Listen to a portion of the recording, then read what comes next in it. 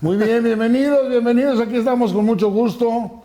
Querido Toño Romo, servidor Jorge Gutiérrez, la Chiva, la Cabra, como quieran. Vamos a hablar del Mundial de Argentina 78. Bueno, arranca muchas cosas muy extrañas, ¿no? Y vamos a partir de algo que me enteré y que se atrevió a confesar mi mentor, mi gurú, Johan Cruyff, mi maestro de cómo se juega el fútbol. En el 92 ya dijo abiertamente la razón por la que no fue a participar al Mundial de Argentina.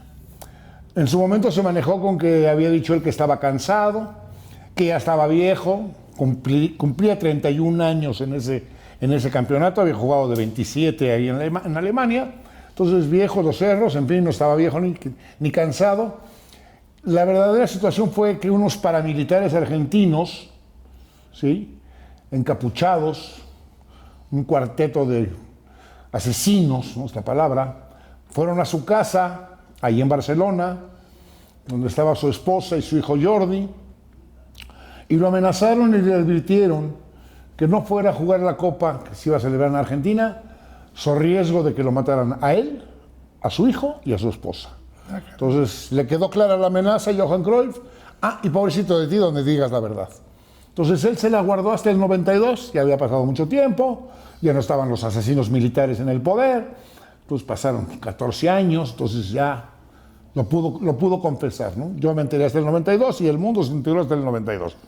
Ese es el preámbulo de una Copa del Mundo que estaba diseñada, mi querido Toño, para que ganara Argentina a omelette, como dijo el francés. Sí. A omelette, Argentina iba a ser campeona del mundo, porque era un circote que tenían que darle a un pueblo que estaba sufriendo una dictadura terrible, ¿no?, con unos asesinos en el poder, diabólicos, y por eso la fiesta tenía que ser campeón en la anfitrión. Sí, no, bueno, empieza a adentrarte en los antecedentes, te das cuenta que Videla, que había dado el golpe de Estado, fue un manejo político, la Copa Mundial, para tratar de mejorar la imagen ante el mundo, ¿no? Porque en realidad había quienes no estaban de acuerdo en que se llevara a cabo la Copa del Mundo en Argentina. Sin embargo, lo hacen y sí, definitivamente, bueno, ahorita que vamos a llegar a la etapa culminante en donde se demuestra que efectivamente había una idea, para que una orden directa. Una orden directa de los militares de que quedara Argentina campeón. No sé si vale la pena, a ver qué te parece. Yo creo que antes de empezar a meternos al Mundial del 78, me gustaría platicar un poco de los antecedentes de la selección mexicana. Déjame, porque me parece muy interesante. Es muy importante, sí, ahorita vamos a comentarlo, claro. Me parece muy interesante lo que pasa. Se crearon unas expectativas con la selección de José Antonio Roca que pensabas que podías llegar hasta la semifinal, a la final. Porque no, bueno. Estás hablando con un enfermo que llegó a decir que íbamos a ser campeones del mundo, te la firmo. Sí, y bueno, y te pones a revisar, en 1977 juega 7 partidos amistosos la selección de Roca. Gana 3, empata 3 y nada más pierde 1 contra Yugoslavia. Después de que le había ganado a Yugoslavia una goliza, en la revancha Yugoslavia le gana 1-0. Y entonces viene el premundial y se gana los 5 partidos seguiditos. Entonces, te mete goles, le mete 8 goles a Surinam, le gana a todo el mundo, a Guatemala, en fin. En el 78 no le va tan bien en cuanto a resultados, pero consigue un empate a 2 goles contra Alemania. ¿Sí? Aquí en el Azteca, pensaban que con Hugo Sánchez, y bueno, te pones a repasar un poco la alineación, y no era tan mala, no tan buena como, para mi gusto, comparado con la del 74. Yo estuve revisando los jugadores y, por ejemplo, la portería, había un Pilar Reyes que no era garantía, y Soto menos todavía. En la defensa me llama mucho la atención, estaba Ramos, que jugaba en el Toluca, que era muy bueno, el capitán Tena, Jesús Martínez del izquierdo. El Pelillo Martínez del lado derecho, era de los consentidos de Roca, pero bueno, no era. No. Y Bonini ya estaba del lado izquierdo. En el medio campo estaba Antonio de la Torre, Cuellar, ¿y quién más? No me acuerdo. Y arriba estaba En el primer partido metieron a Georgia. El Cora. Y metieron a Víctor Rangel, que entre paréntesis me tocó en alguna temporada, bueno, cuando empezó la selección olímpica con Diego Mercado, acabamos de quedar campeones nacionales en la selección del Politécnico y nos seleccionaron a 6 para participar en la preselección que iba a jugar los centroamericanos en Nicaragua, en Managua. Entonces me tocó estar en esa preselección, aunque mi papá me convenció de que me saliera porque no le vio futuro al fútbol. Me dijo, no, salte, termina tu carrera. Sabio. Entonces, le apostaron mucho a Víctor Rangel y estaba Hugo Sánchez, pero al paso de, como tú dices, vendieron la imagen de que México iba a arrasar, No, yo me la compré completa. No, que le íbamos a ganar a Túnez. Íbamos a empatar con Alemania. No. Íbamos a golear a Túnez. Sí, luego pues sí. creo que empatar con Alemania. Y luego le ganábamos a Polonia. Le a Polonia, ¿no? Pero íbamos a abrir con una goliza contra Túnez. Entonces, todos los antecedentes te parecían vislumbrar un resultado razonable en el Mundial. Y yo creo que ha sido la peor. Último lugar. 2 goles a favor, 12 en contra, menos 10 de diferencia. Caramba. Último lugar de la Copa. Sí, ese fue el engaño. Yo de verdad lo decía yo en serio, ¿eh? Me decían, yo lo decía de que vamos a ser campeón del mundo, te la firmo y por supuesto. Me fui con la finta del famoso premundial que fue aquí en el Azteca y metimos 8 goles, 10 goles, 14 goles, 1000 goles, pero contra equipos muy débiles. Y luego ese empate con sabor a victoria contra Alemania aquí en el Estadio Azteca, de que no, sí estamos al nivel, ¿no? Sí. Sí, como le empatamos aquí en el Azteca en un partido amistoso, que bueno, es muy diferente. No, sí estamos para golear a Túnez, porque además siempre todavía el prejuicio de que no, pues africanos, pobrecitos, ¿no? Los menospreciaron. Ajá, y goleábamos a Túnez, empatábamos con Alemania, porque ya lo habíamos logrado aquí, y luego ya con Polonia pues, a ganarles, y ya de ahí nos íbamos a la siguiente ronda. Entonces, con esas expectativas, ¿no? Con una selección muy inflada, con un José Antonio Roca que nunca fue santo de mi devoción, ¿no? Su estilo, ¿no? de dirigir al fútbol, sí, fue un técnico, traía un equipazo con el América, que es el equipo de Reynoso, etcétera, pero bueno, a mí nunca me gustó. Y de hecho, después de ese Mundial, José Antonio Roca se volvió un técnico muy temeroso, muy pichicatero, o sea, quedó marcado con ese último lugar. Y ya apuntabas tú y lo decíamos, el primer partido de Argentina lo pierde contra Italia. Italia era un equipazo. Ajá. Y le gana 1-0. Y luego estaba en ese grupo Francia y Suecia, me parece, creo que sí, bueno. Hay un detalle de un partido donde se le olvidan las playeras a Francia, o traen la misma playera que el rival, creo que es un Francia-Italia, y le tienen que prestar unas playeras rayadas verde y blanco, no me acuerdo de qué equipo, a Francia para que juegue así, con un uniforme prestado, de este tamaño, así como la desorganización en ese juego. Finalmente, en el grupo de México, en el grupo de México califican Alemania en primer lugar y Polonia. Uh-huh. En el grupo de Argentina califican Argentina e Italia. Uh-huh. En el otro grupo, en el de Brasil, califican Austria. Austria en primer lugar, dando la sorpresa que hay en primer lugar con mejor diferencia de goles que Brasil. Okay. Entonces califica en primer lugar, Brasil en segundo lugar. Y en el otro grupo, Holanda y Perú. Que Perú era un equipazo. Traía un equipazo, traía Teófilo Cubillas, traía Muñante, Sotil, Hugo Sotil. Era un equipazo, Chale. No, traía buenos, Chupitaz también, sí. Equipazo. El detalle aquí es, en ese grupo un detalle fue que Holanda le va ganando 2-0 a Irán, y así acaba el primer tiempo y así acaba el segundo tiempo, porque Irán se dedicó a patear y a patear y a patear a todos los holandeses, y los holandeses dijeron, pues apenas estamos en primera ronda, mejor así la guardamos, y ya no quisieron saber nada de la sensación de la pelota, etcétera, para pasar a la siguiente ronda, donde se volvieron a formar, igual que en la payasada de Alemania, 2 grupos de 4. Sí. En un grupo quedaron Argentina, Brasil. Brasil, Perú y Austria, creo. Argentina, Brasil, Perú y Austria habría sido no, porque era del grupo de Brasil. Argentina, Brasil, Perú. Austria, Brasil, Perú y Países Bajos. Ok. Y en el otro grupo quedaron Argentina, Italia en el otro Polonia y Alemania. Pero el Perú quedó en el grupo de Argentina. Sí, Perú estuvo en el grupo de Argentina. Sí, porque ahí es el marcador. La historia. En el grupo de Argentina estaban Argentina, Perú, Polonia y Brasil.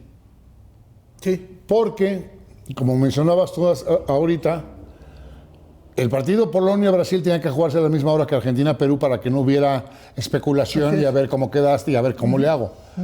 El detalle es que juegan más temprano Brasil-Polonia.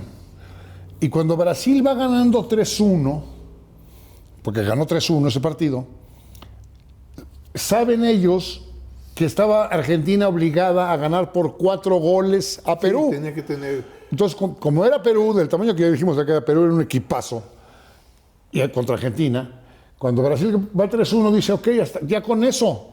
No es que se conformaran, pero ok, se dieron por satisfechos y bien servidos, porque más era súper poco probable o muy improbable que le pudieran meter una diferencia de 4 goles a los peruanos, este equipo argentino, que no era una maravilla, en fin.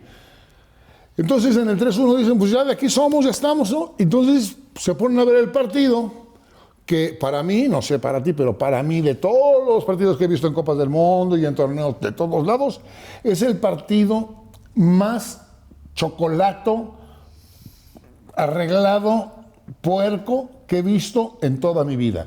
El peor partido, porque al verlo en vivo decía yo, órale, ¿qué está pasando? Y como que con dudas. Pero cuando ve uno la repetición, cuando vi la primera repetición, confirmé todas mis sospechas.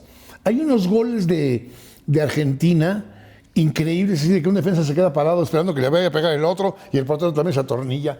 El portero, por cierto, lo habíamos comentado. Sí, no, era argentino. De nacionalidad peruana, pero se había nacionalizado peruano, pero era argentino. Extrañamente, ¿no? Caray. Entonces, un detalle así como mi tata que salió a no ganar la Argentina en la última Copa, pero bueno, es otra historia. Algo así. Súper arreglado. Sí. Ahora, se habló de un pago en granos porque había una hambruna muy fuerte en Perú y se manejó de que había habido unos intereses de que prometieron enviar buques con toneladas de grano a Perú. El asunto es que hubo un tiro al poste por parte de los delanteros peruanos, en el entendido de que si lograron sobornar o comprar a alguien o como quiera arreglarlo, fue la parte baja, porque los goles son de veras así como de niños de primaria que no saben jugar. Entonces fue 6-1 el marcador final, si más no me equivoco, ¿no? No, 6-0. ¿6-0 fue? 6-0, sí. Sí, 6-0, porque 6-0. necesitamos con 4, entonces para que no digan que estuvo arreglado, vamos a meter 6 para que vean que ¿qué? No, bueno. ¿Cómo creen? O sea, vamos a tapar el hoyo con más tierra, o sea, asqueroso. ¿No? Ese ha sido el partido más asqueroso que he visto en mi vida. No, además, si te pones a pensar, usualmente para evitar ese tipo de situaciones, organizaban los partidos a la misma hora. ¿Por qué? Mi pregunta es ¿por qué?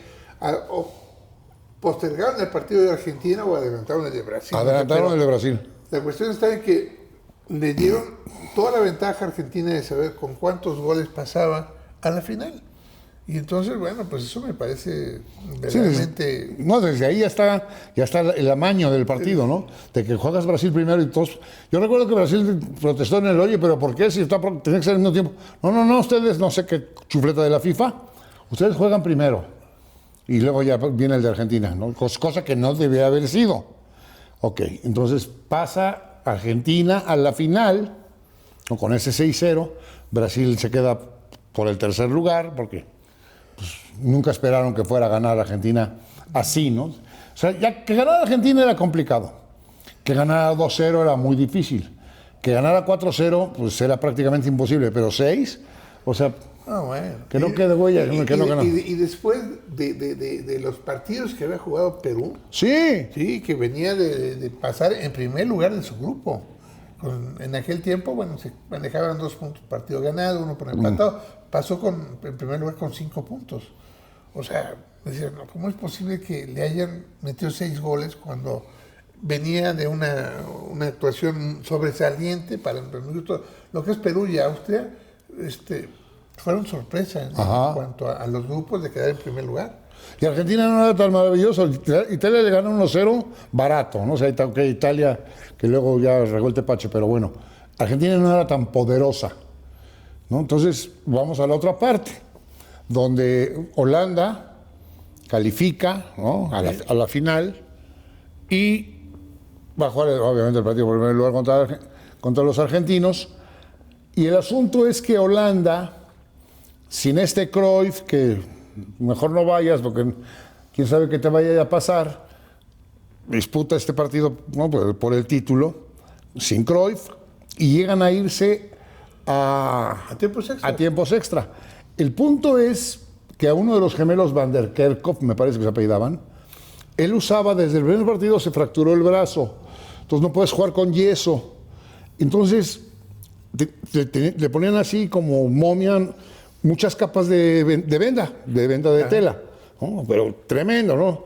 Entonces, antes de que empiece el partido, están ahí en el creo que fue en el Monumental de River, ¿no?, el público, estaba el ambiente muy pesado. Y entonces el árbitro le dice a los holandeses que tiene que quitarse el vendaje para ver si no trae yeso. Los holandeses argumentan de que, los Países Bajos, Holanda en ese entonces todavía, argumentan de que ha jugado partidos con el mismo vendaje y nadie nos ha pedido que lo abramos, que lo quitemos. Quiero verlo. De ahí empieza ya la presión psicológica. 1 hora se tardaron en que le quitaran el vendaje y se lo volvieron a poner. En ese momento, cuando está esta situación de la hora, Resenbrink, que era compañero de Cruyff del 74, y era el capitán, porque era prácticamente la misma Holanda, nada más que sin Cruyff, le dice, ¿sabes qué, Rinus? A Rinus Michels, pues ya no hay que jugar este partido, ¿no? Todo está así como para que gane Argentina. Entonces le dice Michels, o sea, no vamos a salir del estadio, antes nos matan antes de que nos podamos salir del estadio. No, vamos a jugar el partido. Como está todo en contra, vamos a jugar el partido. Argentina tiene la enorme suerte, la vacinica, la calabaza, no sé cómo llamar esta chingadera. Del rebote. De Resenbrink, un tiro al poste en el último minuto del tiempo reglamentario, donde ahí era bye Argentina, ¿no? O sea, en fin, yo porque obviamente lo recuerdo muy bien, porque en ese partido, por supuesto que le iba al equipo naranja. Y se van al tiempo extra y ahí gana, pues sí, ya marca el camino Kempes, etc. Okay. Un gol, un poco de suerte, porque hay un rebote. Rebota el balón y le vuelve a quedar a él y es como lo empuja, pero, o sea, fue suerte, no fue una jugada, no fue, llega, le rebota el balón, entonces le cae encima y mete el gol. Ya después el siguiente gol, no me acuerdo quién lo metió, pero Kempes, fíjate, Kempes fue el campeón goleador, fue nominado el mejor jugador de la Copa del Mundo. Creo que era un italiano, Antonino, ¿cómo se llamaba? Lo nombraron el jugador joven, el mejor jugador de la Copa del Mundo, un italiano. Y luego empieza a repasar. Yo creo que en aquel entonces, a lo mejor todavía no era tan connotado en Michel Platini, pero Michel Platini venía con la selección de Francia. Sí. Con Brasil venía Dirceu, venía Zico. Ay, en la torre, ¿no? Pues era un equipazo también Brasil como que quedó de ver. Bueno, te digo, Brasil ya en el 3-1 dijo, ya de aquí somos. Pues, prácticamente es imposible que vaya a perder por 4 goles Perú contra Argentina. Entonces, por eso se queda en la orilla, se queda en el tercer lugar. Pero todo fue parte de todo este conjunto de situaciones anómalas, ¿no? Terribles. Sí, todo fue acomodado para que ganara Argentina. Exactamente, estaba planeado.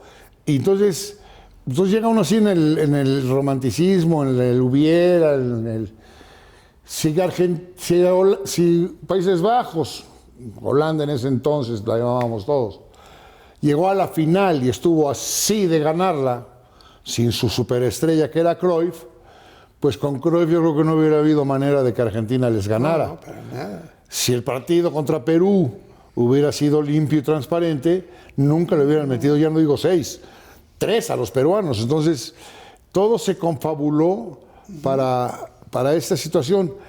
Entonces, aparte de que lo que nos toca a nosotros como aficionados, sufridores mexicanos, es estar de que no, goleamos a Túnez, empatamos con Alemania, y le ganamos a Polonia y huichi.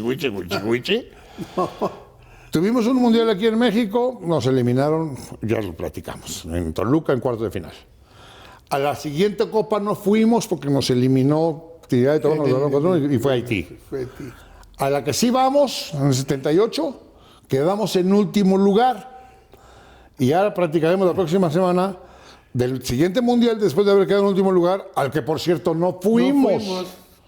Porque no pudimos ir ni a Juegos Olímpicos de Corea 88, ni a Italia 90, por haber usado jugadores que rebasaron el límite de edad en una eliminatoria premundial de la sub-20. Ahora sí que, como diría el cantante este famoso, qué necesidad, ¿no? O sea, cachirulear para una competencia de juveniles, Dios santo, ¿no? Y ya como cereza en este pastel de basura, el periodista, no voy a dar nombres, el periodista que balconeó este desmadre, puta, por lo menos hubiera escrito un libro y se hubiera hecho millonario el cabrón, pero ni eso nomás sacó su pinche chisme y nos costó. Eso le pegó mucho a México, le pegó a Hugo Sánchez y nos afectó terriblemente. Entonces, ahí está México, ¿no? O sea, en el país donde tiene una Copa del Mundo, no va a la siguiente. A la que va a quedar en último lugar, ¿no? Y luego no va a otra. La de España no fue. No va. Y luego juega otro mundial en el 86 y no va al que sigue. La maldición tarasca, ¿no? O sea, ¿qué onda, no? Tienes país, luego no van, luego te eliminan, no. Entonces, ya para que termine esto, todo sigue igual. Todo sigue igual, o sea, yo así lo veo, ¿no? Igual que la semana pasada yo comenté que nuestro grande problema tiene que ver con la idiosincrasia del mexicano. Esa falta de mentalidad, de siempre tener el temor de que estás tan cerca de conseguirlo, y entonces en lugar de decir vamos a hacer, ¿no? Te intimidas, te cohibes, se arratonan, empiezas a jugar para atrás, empiezas a jugar para defender. ¿Sí? En lugar de irte al ataque para ver, vamos a ganar vamos a perder tratando de ganar y no perder tratando de no perder, que es lo que yo siempre he odiado de los técnicos en general, de que van ganando por un golecito y se echan para atrás, ¿no? 2-0, no, pues ya le hicimos, no.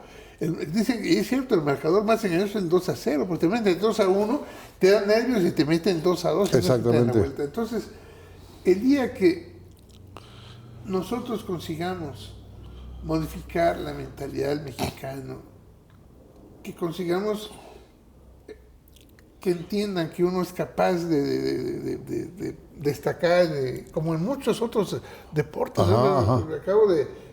Te encuentras gente muy exitosa que no necesariamente tiene que ver con el fútbol. El fútbol, de alguna manera, yo no sé por qué es un deporte de conjunto, que algo pasa, nunca damos el siguiente paso. No. Siempre nos quedamos cerquita de hacerlo.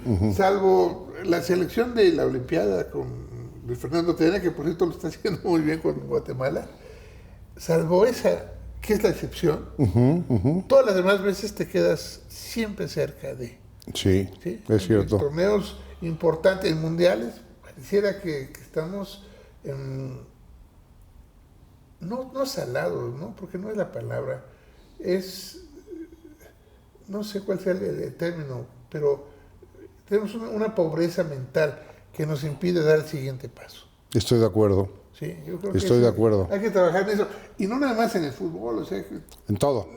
Nuestras próximas generaciones deben de crecer con otra mentalidad. Tenemos que empezar a tratar desde la escuela, enseñarles, transmitirles, decirles, ¿sí?, que no podemos tirarnos a la hamaca, que no podemos caernos en una situación de comodidad, de tratar siempre de ser mejores, ¿no?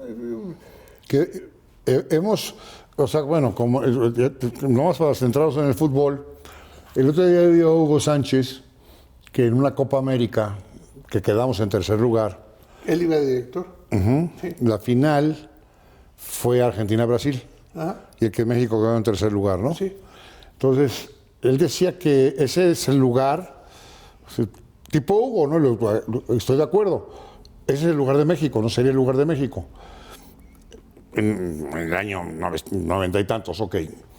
Yo crecí convencido, y creo que te lo he comentado, después del Mundial del 62, de que México era uno de los 3 mejores países en América. En América, claro. A lo mejor en ese momento no fue Argentina porque Chile quedó en tercer lugar porque era país sede, ok. O Uruguay, quién sabe qué habrá pasado. Pero México era, de América entraba entre los tres primeros, abajo de Argentina, Brasil, o igual que Argentina, como sea. Ese era su lugar. Pero luego viene una serie de situaciones, más en el mundito del fútbol, donde cambia todo esto y empieza a desgastarse. O sea, de tener jugadores hechos en México, en todos los equipos, buenos jugadores, ¿no? Porque había muy buenos jugadores, y los hay todavía, pero ya no tanto, bueno, los había. El extranjero que venía era siempre de calidad. Sí, y aportaban. Y aportaban 3 por equipo para que trajeras calidad. Y empezaron a 4, 5. Yo me acuerdo que cuando fue, antes de ir a la Copa América, subieron el número de extranjeros de 4 a 5. Con la promesa, la cuchufleta, el choro mareador, de que ahorita 5, pero luego vamos a regresar a 4. Eso le dijeron, por ejemplo, a la gente de Pumas, platicado por el Tuca. Nos mintieron diciéndonos que de 4 iba a subir a 5, pero que luego otra vez iba a bajar a 4.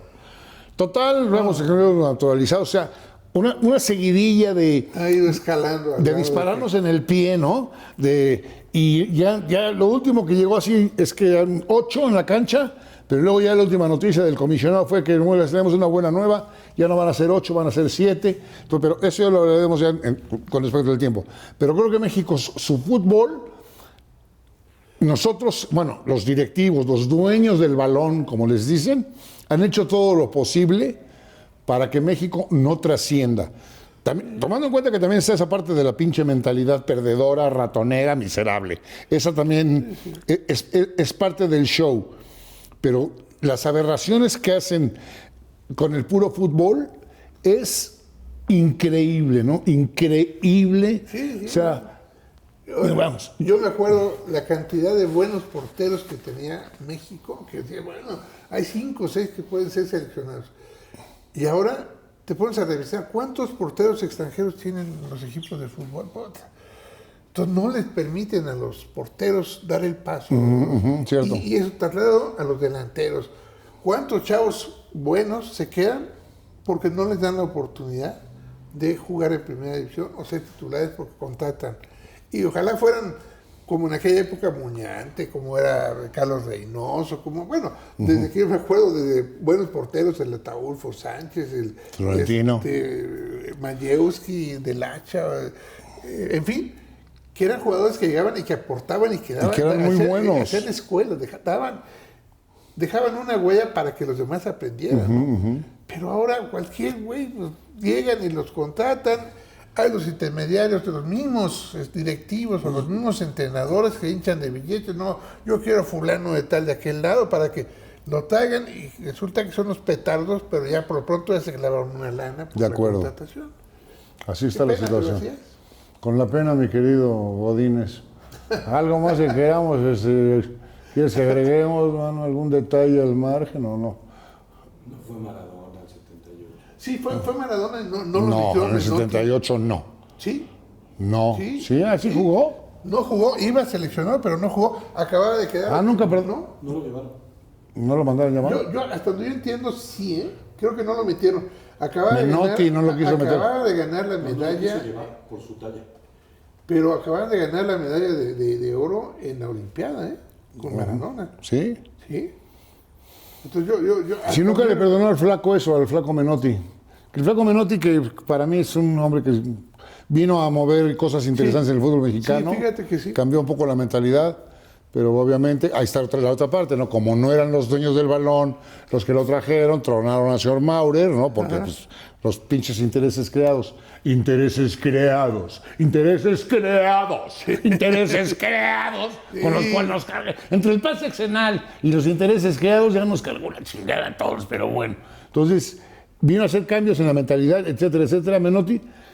Y a mí me gustaba su forma de dirigir, o sea, era un cuate, era de la escuela del fútbol ofensivo y eso. No el otro payaso, que también es otro, ese es un mega mamón, del doctor Vilardo. Ese güey, Dios santo. Sí, ese güey, bueno. Y quiero hacer un apunte, ya puedo hacer un apunte.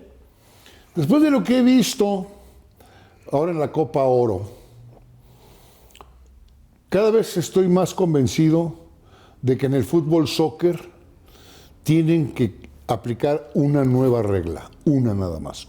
Con una regla cambiaría el juego por completo. La regla del fútbol 7. Cada 6 faltas, penalti. Para evitar, eso lo hacen en el fútbol 7, que la cancha es más chica y reducida, para evitar que te despegue y te las van contando 3, 4, agua, 6, penalti. ¿Cuántas faltas? Bueno, en el partido de ahora de México contra los árabes, que ya platicaremos en otra ocasión porque ya no tengo ganas de vomitar, ¿no? De México muy miserable, pero cada vez que tomaba el balón un árabe, falta táctica, les dicen, ¿no? Táctica en medio campo, ¿no? O antes de medio campo. Entonces, pum, la faltita, pum, y no pasa nada con la faltita. Chance, algunos lo amonestan ahí, chance, pero siempre, sí, faltita. Que favorece obviamente al infractor, porque le da tiempo de... Detiene el avance. Entonces, si pusiste que cada 6 faltas, es más, yo lo pondría en 5, cada 5 faltas, como sean, un penalti. Ya se las administrarían o las pensarían, porque en muchas latitudes del jueguito ya hacen siempre esa, la faltita que favorece al que hace la falta, lo cual se me hace así de lo más absurdo, ¿no? O sea, el que hace la falta es el beneficiado. Chinga, pues qué parte no entendí, ¿no? En fin, esa que algún día lo harán, quién sabe. Bien, suena bien la pues idea, es que ya estuvo, ¿no? O sea, y tú, ¿no? Y no pasa nada, te digo, Toño, a veces amonestan, rara vez, porque normalmente esas faltas son así de, ¿no? Zancadillito, jalocito de playera, que no amerita tarjeta, pues ok, no amonestes. Nada más llévale la cuenta ahí, el cuarto árbitro. A ver si es cierto. A ver, podrían probarlo en algún torneo, yo me olvido del fuera de lugar, eso ya no le muevo yo nada, ni el saque de banda con el pie o como fuera también, no, ya eso ya no. Pero eso de las faltas, tienen que hacer algo para que el juego recupere esa esencia, ¿no? Te quedan, no hay pedo, faltita, ya por sistema. Y Javier Aguirre es doctor en esas causas, ¿no? Bueno, y en otras, pero ya no tengo tiempo de decir. Bueno, pues, mi querido Toño. Muchas gracias. Nuevamente, muchas gracias por la invitación, porque, híjole... Y yo que era de, ya acordándome de que yo era de los que quería que íbamos a ser campeones del mundo. Qué ingenuo, carajo. Qué ingenuo. 2 goles a favor, 2 en contra. Mundial 78. 2 goles. 0 puntos. Bonini de penalti y un gol de Víctor Rangel. Y el pase lo dio, déjame acordar, Flores. Fíjate. Lo metieron en el último partido contra Polonia, que por cierto, Polonia seguía jugando con Lato. Lato fue campeón goleador en el Mundial del 74 y acá también en 78 metió gol. Y luego vino a jugar aquí con el Atlante. Sí, de acuerdo. Sí, es cierto. El gran Gregor Lato. Bueno, Savándaro, nos vemos en Deportes en VHS. Toma chocolate, paga lo que debes. Sí, nos vemos. Nos vemos pronto. Ahí nos vemos.